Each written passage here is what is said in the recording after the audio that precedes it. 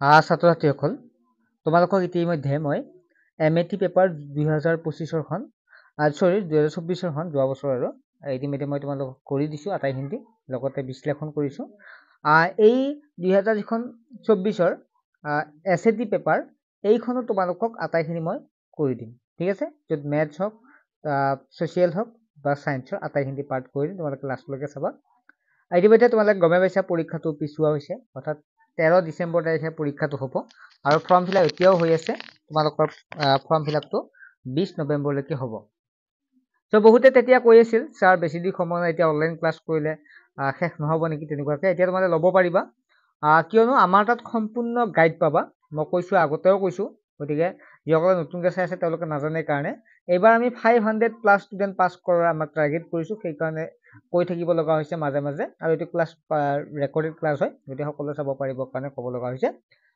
So আমাৰ ক্লাছবিলাক live class হ'ব নোৱাৰবিলাক সুধিব পাৰিবা সম্পূৰ্ণ গাইড কৰা হ'ব ঠিক আছে এজন ষ্টুডেণ্টক পাছ কৰিবৰ কাৰণে সম্পূৰ্ণ গাইড কৰা হ'ব আৰু যদি যোৱাবাৰ কোনোবা ছাত্ৰই আমাৰ তাত পঢ়িছিল তেওঁলোকক সুধিব পাৰে যে যোৱাবাৰ আটাইখিনি অৰ্থাৎ মেক্সিমাম কমন পৰিছে আৰু আমাৰ পৰা বহু ছাত্ৰ ছাত্ৰীও পাছ কৰিছে এটা ভিডিঅ' দি দিছো কিমান ছাত্ৰ ছাত্ৰীয়ে পাছ কৰিছে গতিকে ছাত্ৰ ছাত্ৰীসকল সময় থাকোঁতে তোমালোকে পঢ়া আৰু যিকেইটা আগতে হৈ গ'ল ক্লাছ সেইকেইটা মই লগে লগে দি দিম গতিকে তোমালোকে 199 টকাৰ কাৰণে তোমালোকে 48,000 টকা হেৰুৱাব লাগিব তোমালোকৰ সামান্য ফুল এটাৰ বাবে আৰু আমি সেই 299 আছিল যে 199 কৰা গৈছে গতিকে সকলো সুবিধা হৈছে ডেইলি বহু ছাত্ৰ ছাত্ৰী জইন হৈ আছে গতিকে আমাৰ উদ্দেশ্য এবাৰ 500 ষ্টুডেণ্ট পাছ কৰাই দিম আৰু সেয়েহে তোমালোক যদি কোনোবা ছাত্ৰ ছাত্ৰী জইন হ'ব বিচাৰে হোৱাটছএপত তোমালোকে তোমাৰ নাম ক্লাছ আৰু ডিষ্ট্ৰিক্টখনৰ নাম তোমালোকে দিলে হ'ল কি কৈছে তোমাৰ নাম ক্লাছ আৰু ডিষ্ট্ৰিক্টখনৰ নাম লগতে অভিভাৱকসকলেও কৈছো যদি ছাত্ৰ ছাত্ৰীক কি পঢ়াম বুলি ভাবি আছে বা পৰীক্ষাটোৰ কাৰণে কি চাব কি নাচাব কিতাপ লাগিব তেনেকুৱা একো কথা নাই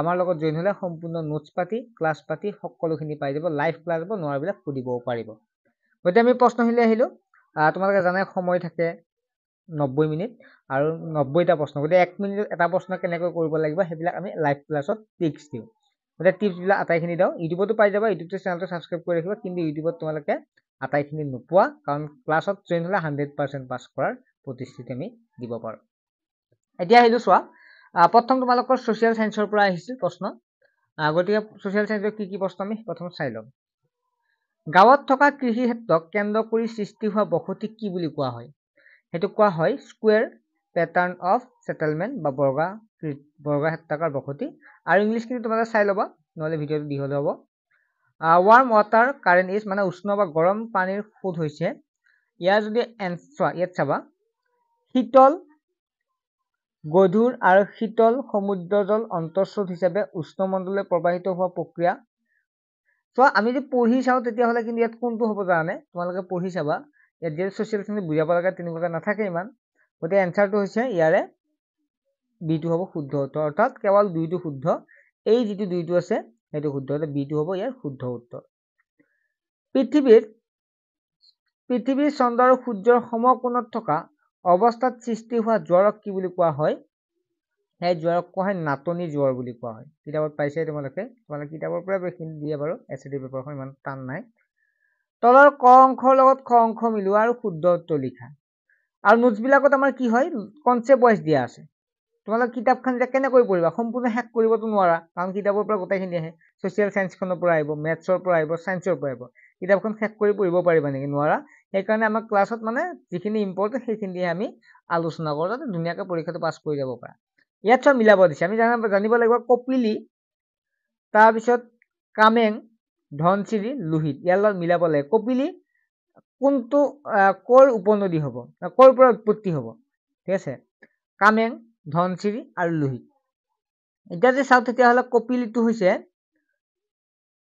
কপিলিটো ক'ত হ'ব ইয়াত মেঘালয় মালভূমিৰ পৰা উৎপত্তি কপিলি তাৰপিছত ধনশিৰি উৎপত্তি হয় লালচেং সিংহৰ পৰা উৎপন্ন হয় তাৰপিছত কামেং লালচেং সিংহৰ পৰা উৎপন্ন হয় তাৰপিছত লোহিতটো মানে গম পাইছা ধনশিৰিটো চোৱা ধনশিৰিটো ক'ৰ পৰা উৎপন্ন হয় ধনশিৰিটো হৈছে ৰবা 1 মিনিট প্ৰশ্নটো অকমান গণ্ডগোল লাগিল 1 মিনিট দি আছো কপিলি উৎপন্ন হয় এইমাত্ৰ কোৱাটোৱে মেঘালয়ে প্লেউ অৰ্থাৎ মেঘালয় মালভূমি তাৰপিছত যদি চাওঁ তেতিয়াহ'লে কামেং উৎপন্ন হয় হিমালয়ৰ পৰা। ঠিক আছে, কামেং উৎপন্ন হয় হিমালয়ৰ পৰা। তাৰপিছত নেক্সট যদি চাওঁ তেতিয়াহ'লে ধনশিৰি উৎপন্ন হয় লালচেং পিং অৰ্থাৎ যিটো লালচেং সিংহৰ পৰা উৎপত্তি হয়। আৰু যদি চাওঁ তেতিয়াহ'লে লোহিত উৎপন্ন হয় কংগী গাপু হিল অৰ্থাৎ কংগী গাপু পাহাৰ। গতিকে অপশ্যন দি চাওঁ 1 নম্বৰৰ লগত কোনটো মিলিছে, 2টো মিলিছে, 2 নম্বৰৰ লগত কোনটো মিলিছে, 3টো মিলিছে। গতিকে তেতিয়া এনচাৰটো এইটো পাবা, এইটো পাবা শুদ্ধ উত্তৰ। নেক্সট 5 নম্বৰটোৱে ভাৰতৰ সকলোতকৈ দীৰ্ঘ দূৰত্বৰ ৰেলগাড়ীখন হৈছে, ইয়াৰ এনচাৰটো হৈছে বিবেক এক্সপ্ৰেছ। মনত ৰাখিবা। তলৰ কোনটো উক্তি শুদ্ধ? ইংলেণ্ডৰ সংবিধান কোনো লিখিত ৰূপ নাই, এইটো সঁচা, আমি পাইছিলো ইংলেণ্ডৰ কোনো লিখিত ৰূপ নাই, অলিখিত সংবিধান। আধুনিক যুগৰ প্ৰথমখন লিখিত সংবিধান আমেৰিকা যুক্তৰাষ্ট্ৰৰ সংবিধান, এইটো লাইভ ক্লাছত পঢ়াইছো তোমালোকক। হয়, আধুনিক যুগৰ প্ৰথমখন লিখিত সংবিধান আমেৰিকা যুক্তৰাষ্ট্ৰ। ছুইজাৰলেণ্ডৰ সংবিধান হৈছে এক অলিখিত সংবিধান, এইটো ভুল, কাৰণ ছুইজাৰলেণ্ডৰ সংবিধান লিখিত সংবিধান। ভাৰতৰ সংবিধান হৈছে আটাইতকৈ দৃঢ়তম সংবিধান, এইটোও শুদ্ধ। গতিকে যদি চাওঁ তেতিয়াহ'লে এনচাৰ কোনটো হ'ব? আমি 1, 2 আৰু 4টো শুদ্ধ ক'ত আছে? 1, 2 আৰু 4টো ডিটো হ'ব শুদ্ধ উত্তৰ। 7 নম্বৰ প্ৰশ্নটোলৈ আহো। Which of the following person was not a member of the drafting committee of Constitution of India? অৰ্থাৎ নিম্নলিখিত কোনজন ব্যক্তি ভাৰতবৰ্ষৰ সংবিধান খচৰা কমিটিৰ সদস্য নাছিল? ইয়াত আছিল ডক্টৰ ভীমৰাও আম্বেদকাৰ, পণ্ডিত জৱাহৰলাল নেহৰু, সৈয়দ মহম্মদ ছাদিলা, ডিপি খৈতান। মই তোমালোক ক্লাছত কৰোঁতে বুজাই দিছিলো, তোমালোক যেতিয়া মই লাইভ ক্লাছ কৰিছিলো, আৰু যিসকল জড়িত হোৱা নাই তেওঁলোকে আগৰ ক্লাছবিলাক পাব বা আকৌ ৰিভিজন কৰি পাব। চোৱা, ইয়াত মই কৈছিলো তোমালোকক যে কি হয়, এইখিনি মুখস্থ কৰিব দিছিলো যে ডক্টৰ ভীমৰাও আম্বেদকাৰ, সৈয়দ মহম্মদ ছাদিলা, জিপি খৈতান, এইকেইটা হৈছে খচৰা কমিটি, এওঁলোক আৰু মেম্বাৰ আছিল। পণ্ডিত জৱাহৰলাল নেহৰু মেম্বাৰ নাছিল। গতিকে কোনটো হ'ব ইয়াৰ শুদ্ধ উত্তৰ? বিটোৱে হ'ব। ভাৰতৰ সংবিধান প্ৰস্তুত ক্ষেত্ৰত তলৰ কোনটো উক্তি শুদ্ধ? গতিকে আমি যদি চাওঁ তেতিয়াহ'লে ইয়াত উক্তি কোনটো শুদ্ধ হৈছে? সংবিধান সভাৰ সভাপতি আছিল ডক্টৰ ৰাজেন্দ্ৰ প্ৰসাদ। ঠিক আছে, সংবিধান সভাৰ সভাপতি আছিল ডক্টৰ ৰাজেন্দ্ৰ প্ৰসাদ। তাৰপিছত যদি চাওঁ তেতিয়াহ'লে 1948 চনত সংবিধান খচৰা প্ৰকাশ পাইছিল, এইটো আমি যদি চাওঁ তেতিয়া চোৱা, সংবিধান সভাৰ সভাপতি আছিল, এইটো ভুল, সংবিধান সভাৰ সভাপতি নাছিল, সংবিধান খচৰা কমিটিৰ, ৰবাচোন এইখিনি, এইটো আমাৰ নেক্সটটো চাই ল'ব পাৰোঁ। তো তাৰপিছত 1948 চনত সংবিধান খচৰা প্ৰকাশ পায়, 1948 চনত সংবিধানৰ খচৰা প্ৰকাশ পাইছিল, এইটো নহ'ব, এইটো ভুল হ'ব। 1949 চনৰ 26 নৱেম্বৰ তাৰিখৰ পৰা সংবিধান সম্পূৰ্ণভাৱে কাৰ্যকাৰী হয়, এইটোও ভুল, কাৰণ 1950 চনৰ 26 জানুৱাৰীতে সংবিধান কি হৈছিল? খচৰা কমিটি হেৰি হৈছিল। 1950 চনৰ 26 জানুৱাৰীত সংবিধান সভাৰ সভাপতিয়ে খচৰা কমিটিত স্বাক্ষৰ কৰিছে, এইটোও ভুল। গতিকে আমি যদি চাওঁ তেতিয়াহ'লে ইয়াৰ শুদ্ধ যদি চাওঁ তেতিয়াহ'লে 1 আৰু 2টোৱে শুদ্ধ হ'ব। ঠিক আছে, কাৰণ সভাপতি সংবিধান ঠিকে আছে, সংবিধান সভাৰ সভাপতি আছিল ডক্টৰ ৰাজেন্দ্ৰ প্ৰসাদ। ঠিক আছে, খচৰা কমিটিৰ অধ্যক্ষহে আছিল ডক্টৰ বি আৰ আম্বেদকাৰ। ঠিক আছে, এইটো পঢ়াইছিলো যিটো। আৰু 1948 চনত সংবিধান খচৰা প্ৰকাশ পাইছিল, গতিকে এইটো শুদ্ধ। গতিকে 1 আৰু 2টো শুদ্ধ হৈছে। কোনটো হ'ব ইয়াৰ শুদ্ধ উত্তৰ? যদি চোৱা তোমালোকে এটো পাবা শুদ্ধ, পাবা শুদ্ধ উত্তৰ,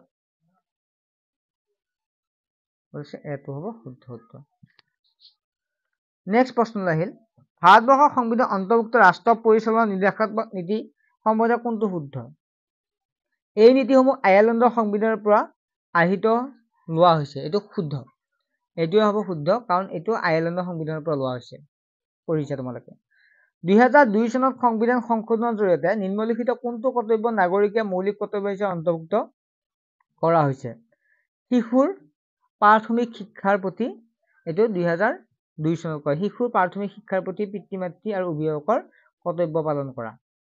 11 নম্বৰ প্ৰশ্নটো হৈছিল, ভাৰতলৈ বাণিজ্য কৰিবলৈ অহা তলৰ কোনকেইখনৰ তেওঁলোকৰ আগমনৰ সময়ত ক্ৰম অনুসৰি তলৰ কোনটো বিকল্প শুদ্ধ? 1 নম্বৰ হৈছে Portugal, France, Netherland, Great Britain. 2 নম্বৰ আছে, মানে কি কৈছে, ভাৰতলৈ বাণিজ্য কৰিব অহাৰ কোনটো মানে ক্ৰম যদি চাওঁ তেতিয়াহ'লে কোনটো হ'ব? ইয়াৰে যদি শুদ্ধ উত্তৰটো চাওঁ তেতিয়াহ'লে মই প্ৰথমটোৱে পাইছো, পৰ্তুগাল, ফ্ৰান্স, নেদাৰলেণ্ড আৰু কি হৈছে গ্ৰেট ব্ৰিটেইন।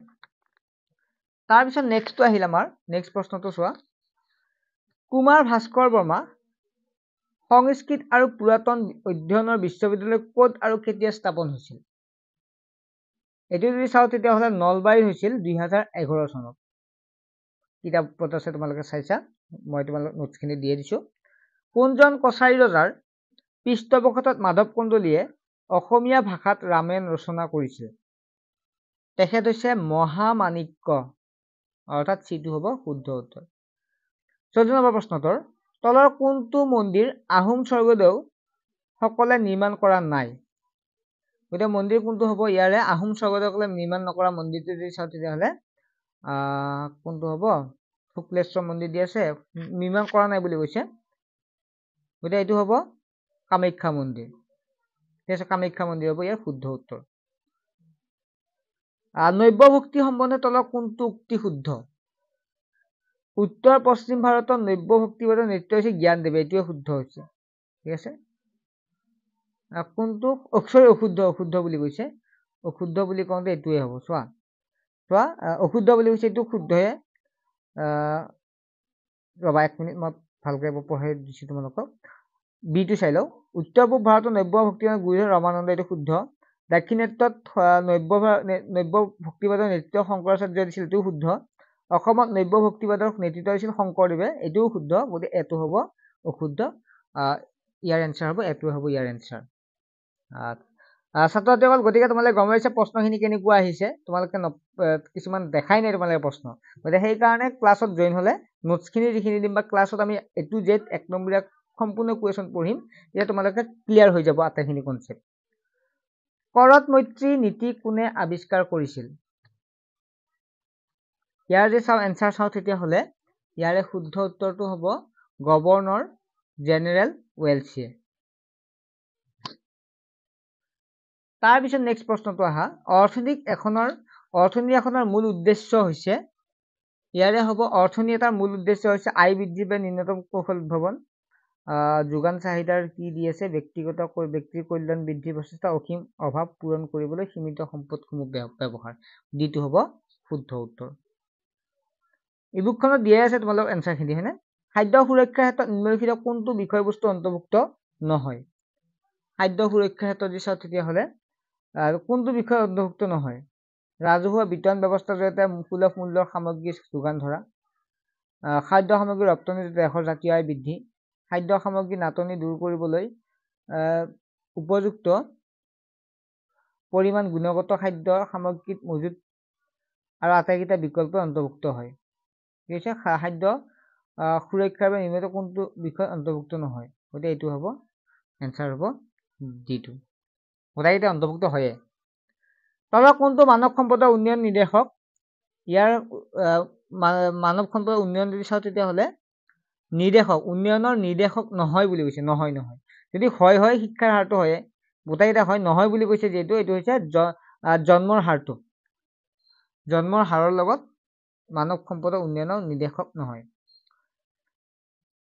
ৰাষ্ট্ৰীয় কাৰিকৰী শিক্ষা প্ৰতিষ্ঠান চমুকৈ NIT নেশ্যনেল ইনষ্টিটিউট টেকনলজি অসমৰ কোনখন জিলাত অৱস্থিত এইখন হৈছে কাছাৰ যেটো শিলচৰত আছে নহয় কাছাৰ হ'ব শুদ্ধ উত্তৰ 21 নম্বৰ প্ৰশ্নটো প্ৰধানমন্ত্ৰী আমাৰ দেশৰ নিম্ন আই শ্ৰেণীৰ লোকক বিনামূলীয়া স্বাস্থ্য বীমাৰ সুবিধা দিয়া এখন কেন্দ্ৰীয় আঁচনি হৈছে আয়ুষ্মান ভাৰত শুনি আছে প্ৰধানমন্ত্ৰী জন আৰোগ্য বীমা আঁচনি 22 নম্বৰ প্ৰশ্ন ভাৰতৰ উত্তৰ পূৰ্বাঞ্চলৰ ৰাজ্যসমূহত বিত্তীয় সাহায্য আগবঢ়োৱাৰ উদ্দেশ্যে 1995 চনত স্থাপিত অনুষ্ঠানটো হৈছে ইয়াৰ এনসাৰ কোন হ'ব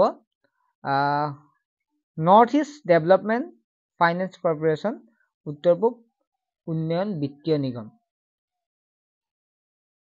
এইটো হ'বনে কোনটো হৈছে ৰাজ্যসমূহ বিত্তীয় সাহায্যকে এইটো হ'ব 1995 চনত হৈছিল গতিকে যাক যেটো বিটো হ'ব শুদ্ধ উত্তৰ 23 নম্বৰ আছে তলৰ কোনটো ৰাষ্ট্ৰীয় গ্ৰামীণ জীৱিকা অভিযান আৰু ৰাষ্ট্ৰীয় নগৰীয়া জীৱিকা অভিযানৰ মূল উদ্দেশ্য নহয় ইয়াৰে হ'ব যদি চাও তেতিয়াহ'লে সৰুৱা আয় বৃদ্ধি কৰাটো হ'ব ইয়াৰ শুদ্ধ উত্তৰ তলৰ কোনটো উক্তি অশুদ্ধ অৰণ্য নৱীকৰণযোগ্য সম্পদ নহয় অশুদ্ধ বুলি কৈছে গতিকে অৰণ্যটো নৱীকৰণযোগ্য সম্পদ হয় গতিকে প্ৰথমটো আমি গম পালো আৰু বাকি কেইটা নাচলে প্ৰব্লেম নাই 25 নম্বৰ প্ৰশ্নটো হৈছে মহাপুৰুষ শ্ৰীমন্ত শংকৰদেৱ দেশ ভাষাত ভাওনা ৰচনা কৰি বৈষ্ণৱ প্ৰচাৰ কৰিছিল। মহাপুৰুষ শংকৰদেৱ মাধৱদেৱে মিলি কি ভাষা কৈছিল? ব্ৰজাৱলী ভাষা ব্যৱহাৰ কৰিছিল।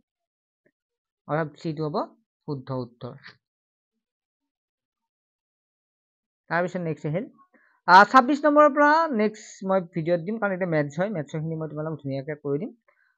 চ' তোমালোকে যিসকল অনলাইন ক্লাছত জড়িত হোৱা নাই সোনকালে জড়িত হ'বা। আমি নিশ্চয় আটাইখিনি তোমালোকক দিবলৈ চেষ্টা কৰিম, আৰু দিব চেষ্টা কৰিম আমি সম্পূৰ্ণ কোৰ্চ ক্লিয়াৰ কৰি দিম। ঠিক আছে, নেক্সট এটা ভিডিঅ'ত লগ পাম। বাই।